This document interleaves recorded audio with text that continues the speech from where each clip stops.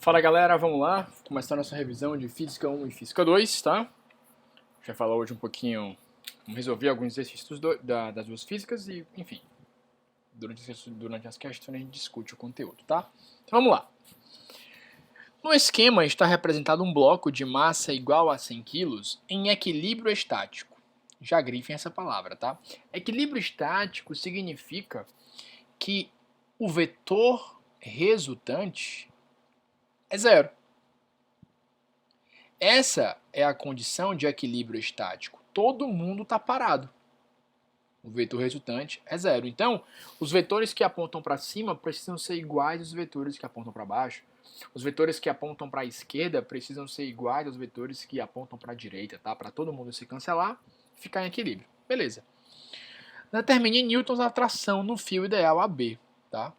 Bom, gente, a primeira coisa que a gente deve fazer em questões assim de força é desenhar as forças. Então, de cara, se aqui eu tenho um bloco, vou ter um peso aqui para baixo. Se eu tenho cordas, eu vou ter trações, né, também. Então, obviamente, eu vou ter uma tração para cá, ó, no sentido da corda, e vou ter uma tração para cá também, no sentido da corda. Forças desenhadas. O que é que eu preciso fazer agora? Vou chamar esse cara de T1, vou chamar esse cara de T2. Gente, a gente não costuma trabalhar com vetores em direções diagonais, tá? A gente costuma trabalhar sempre com os vetores no sentido vertical, seja para cima ou para baixo, ou no sentido horizontal, seja para a direita ou para a esquerda. Portanto, tem um vetor aí que está na diagonal. Eu não quero ele na diagonal. Então eu vou decompor esse vetor nas suas componentes, né? Vocês estão vendo que esse vetor que está na diagonal é o T2, né? T2, ó, está na diagonal.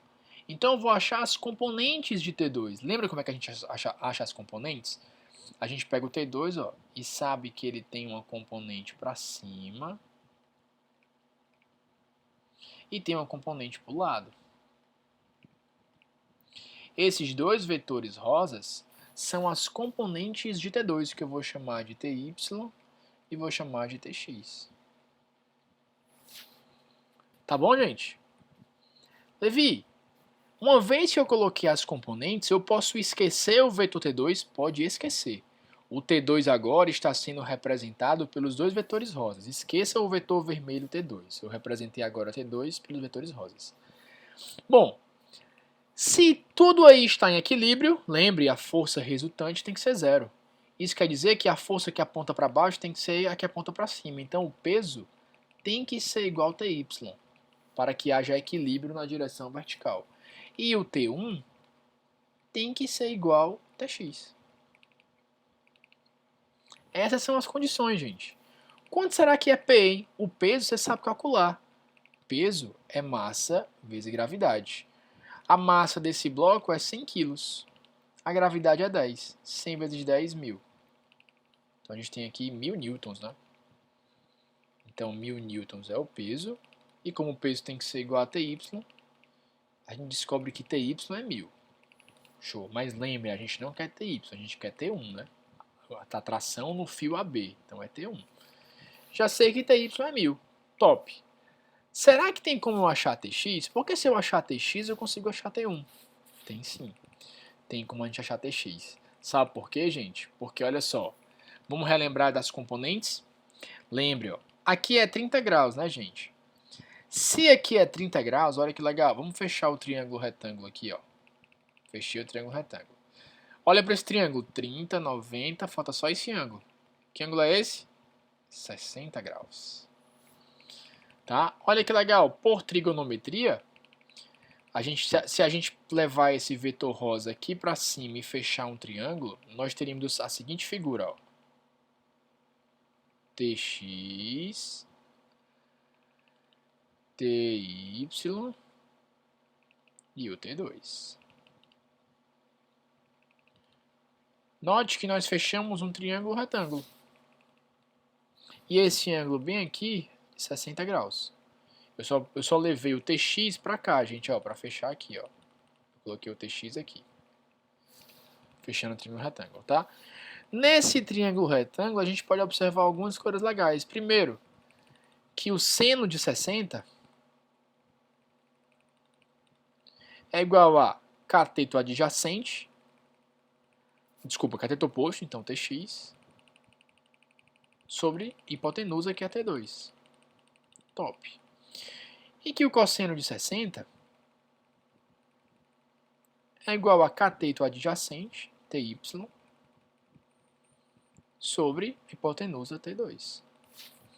Por que que isso, gente, é tão importante? Vamos entender por que isso é tão importante. Porque disso aqui, ó, eu sei que Ty vale 1000.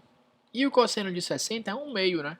Então fica 1 meio igual a 1000 sobre T2. Conclusão, gente. T2 vale 2000 newtons. Achei T2. Se eu achei T2, eu posso achar T1. Desculpa, posso achar Tx. O seno de 60 é raiz de 3 sobre 2. Tx está aqui. T2 é 2000. Se eu multiplicar em cruz, eu tenho que Tx é igual a 1000 raiz de 3 newtons. Como Tx é igual a T1, né, gente? Então eu descubro que T1 vale 1000 raiz de 3. Top de bola. Uma questãozinha tranquila, né? Mas que envolve aí um pouquinho de trigonometria e que exige também esses cálculos, né? Tranquilos. Vamos à próxima. Na montagem experimental ilustrada a seguir, os fios de apolia têm massas desprezíveis e pode-se considerar o atrito no eixo da apolia. Nessas condições, é correto afirmar que os corpos móveis com velocidade constante, a tensão no fio é 30, a força do conjunto sobre a haste é de 50, a aceleração dos corpos é de 5. Primeira coisa a se fazer, sempre desenhar as forças. Então, de cara, nós temos um peso para cá, óbvio. Esse cara está solto, né? Então, nós temos peso e peso. E, obviamente, nós também temos tração. Gente, se tem corda, tem tração, tá? Note que essa corda é a mesma para as duas caixas, então é o mesmo valor de tração.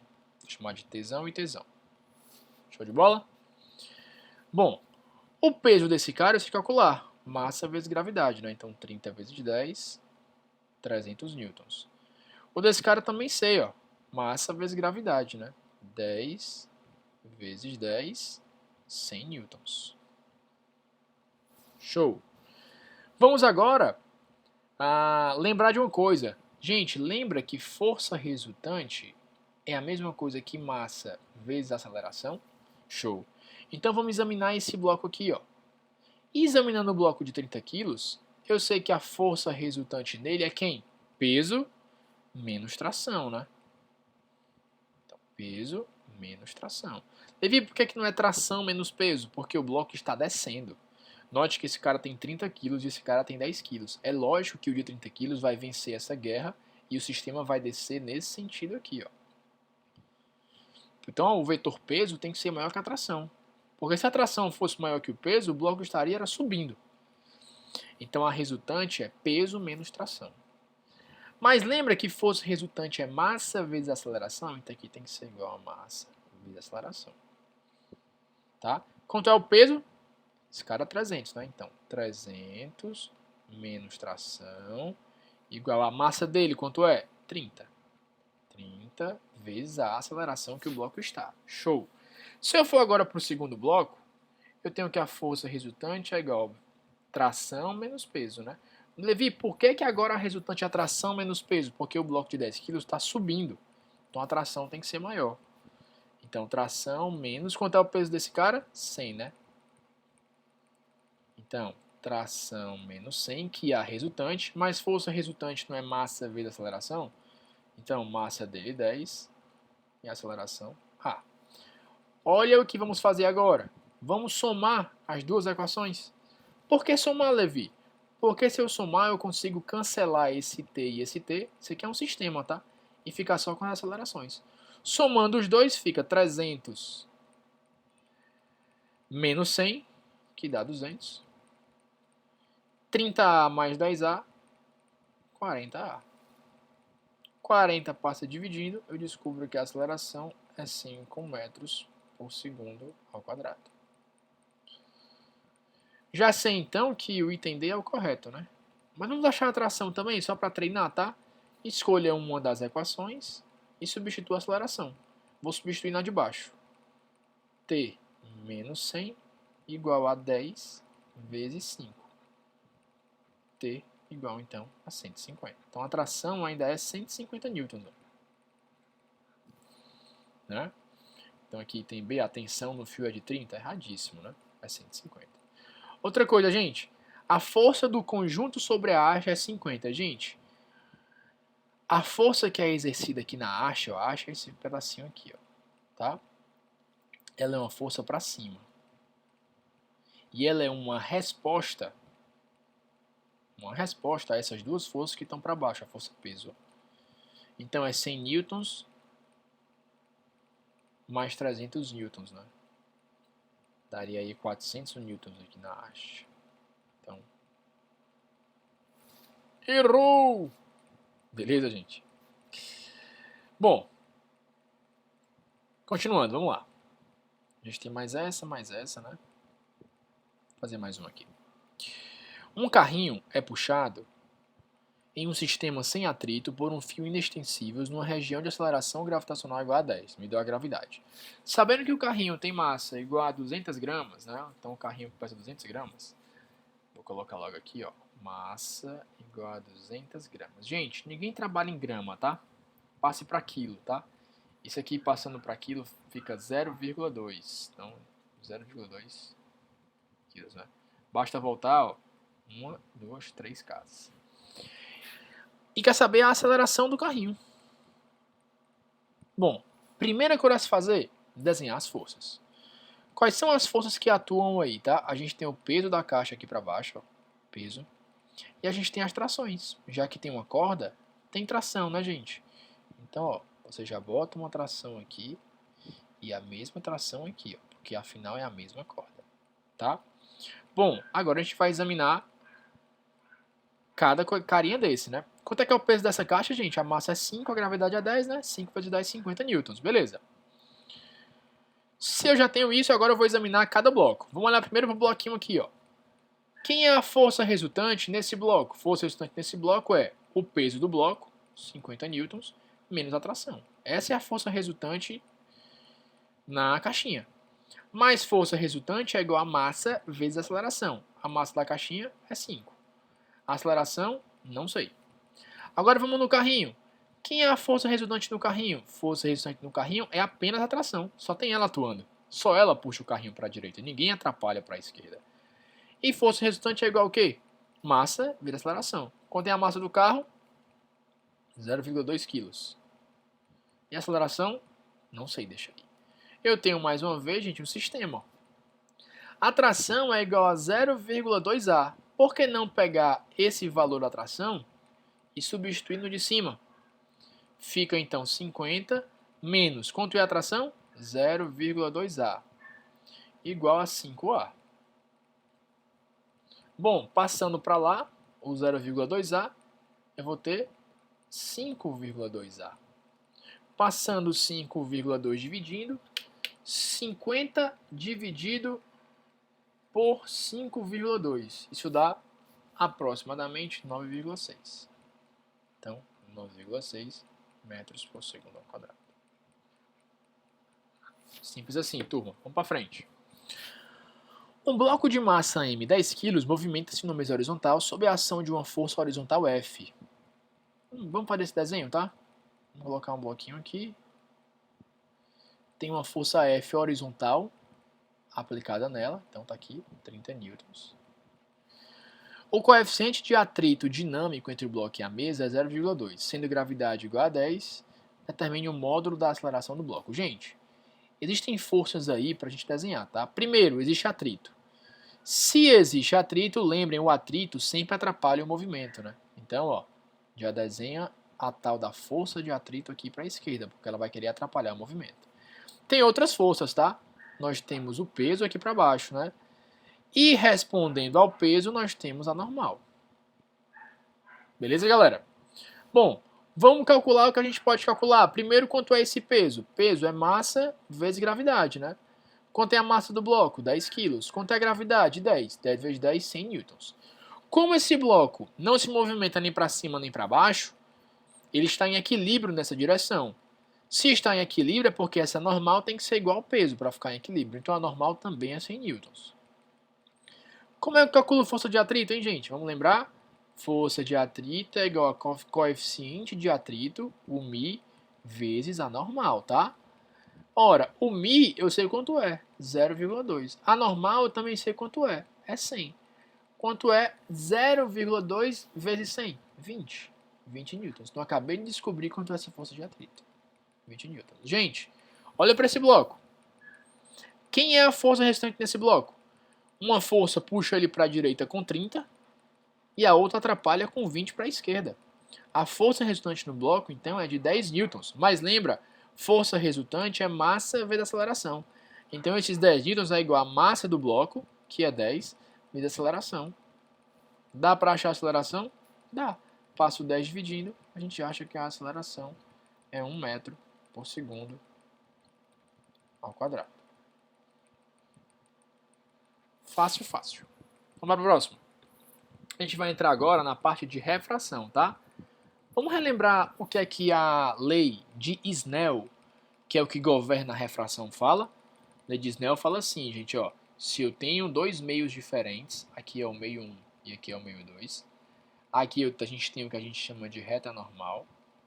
E se um raio luminoso entra aqui, ó, formando com a normal um certo ângulo alfa, esse raio, quando atravessar para o outro meio, ele pode refratar, formando aqui, ó, um novo ângulo com a normal θ. Aqui no meio 1 nós temos o índice de refração, que a gente chama de N1, e aqui no meio 2 o índice de refração chamado N2. A lei de Snell fala que N1 vezes o seno do alfa é igual a N2 vezes o seno do θ. Beleza, gente? Bom, sabendo disso, vamos para essa questão, tá? A tabela abaixo mostra o valor aproximado dos índices de refração de alguns meios medidos em condições normais de temperatura e pressão para um feixe de luz incidente com comprimento de 300 nanômetros. O raio de luz que se propaga inicialmente no diamante, então primeiro a gente tem aqui, ó, em cima o diamante, incide com um ângulo θ de 30 graus. Então esse ângulo aqui, que eu chamo de alfa, ele chamou de θ e disse que é 30 graus. Em meio desconhecido, sendo o ângulo de refração 45 graus. Então ele já me falou que esse ângulo aqui é de 45 graus, que é o θ. O meio desconhecido é, gente, vamos aplicar a lei de Snell, né? Se é o diamante, ó, se você olhar a tabela, aqui o diamante, o índice de refração do diamante é 2,4. Então, aplicando a lei de Snell, eu vou ter, ó, 2,4 vezes seno de 30 igual a o N2, que é o do segundo meio, vezes o seno de 45. Ora, 2,4 vezes, quanto é o seno de 30? 1 meio. Igual a N2, não sei quanto é, vezes seno de 45, raiz de 2 sobre 2. Posso cancelar esse 2 com esse 2. E eu vou ter, então, que N2 é igual a 2,4 dividido por raiz de 2. Racionalizando, né, multiplicando por raiz de 2 e por raiz de 2, eu vou ter que N2 é igual a 2,4 raiz de 2 sobre 2. Dividindo 2,4 por 2, eu vou ter que isso aqui é 1,2 raiz de 2. Né? Gente, quanto é que é, mais ou menos, o valor da raiz de 2? Vocês sabem? Infelizmente, nessa questão, a gente teria que saber o valor dessa raiz de 2. Raiz de 2 é mais ou menos 1,4. Então, esse N2 ficaria 1,2 vezes 1,4. 1,2 vezes 1,4, gente, dá quanto? 1,68. Então, qual é o nosso material?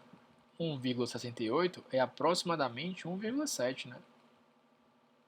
Então, o nosso material, ó, qual é o material que tem índice 1,7? A safira. Beleza? Para frente.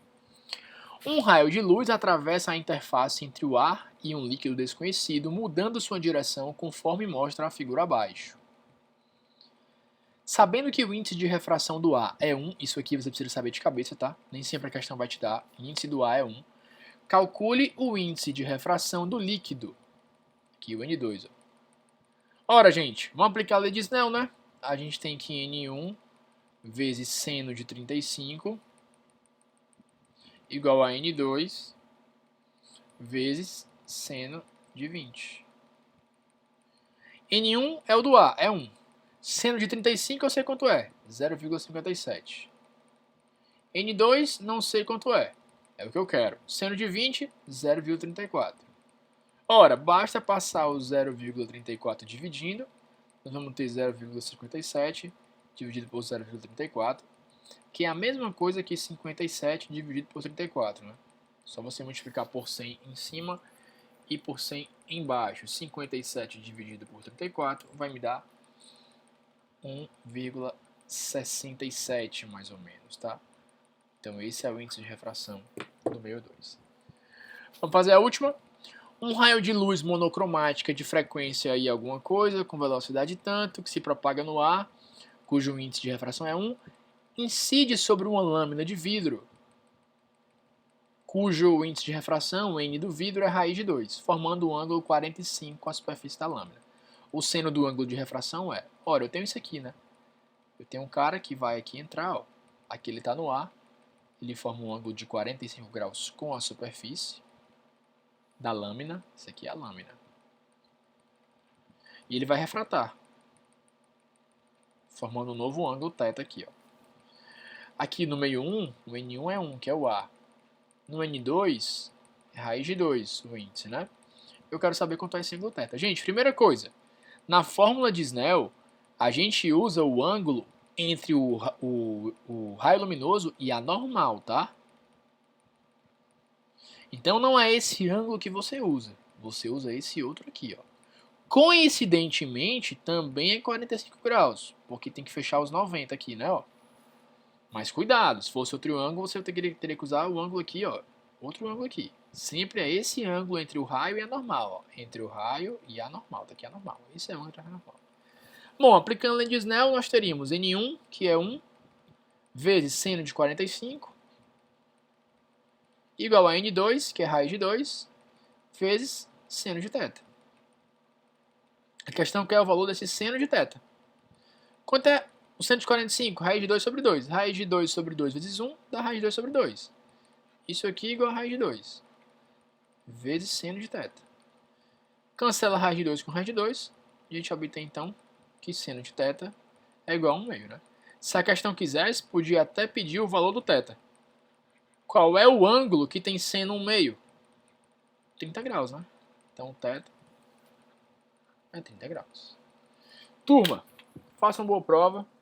Qualquer dúvida ou novas questões que vocês tenham dúvidas do livro, falem comigo, que a gente vai conversando pelo WhatsApp, tirando as dúvidas, viu? Valeu, gente. Boa prova. Abraço.